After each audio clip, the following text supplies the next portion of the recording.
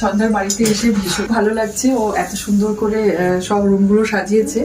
আর সব থেকে যেটা আমার ভালো লেগেছে ও ঠাকুর ঘরটা। তো আপনাদেরকে তো দেখালাম মা দুর্গার যে মূর্তিটা এত সুন্দর করে সাজিয়ে রেখেছে। আর প্রত্যেকটা রুম একদম টিপ টপ সাজানো গোছানো। আসুন আরেকটা রুম দেখাই আপনাদেরকে।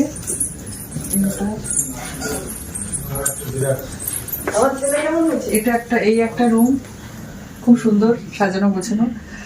মনটা যেমনি ভালো মিশুকে, সেরকম করে ঘরটাও সুন্দর করে সাজিয়ে রেখেছে।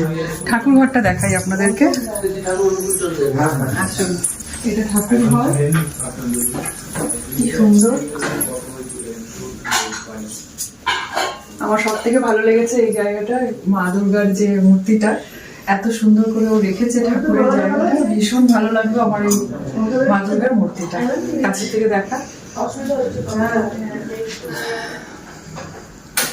আর এবার দেখা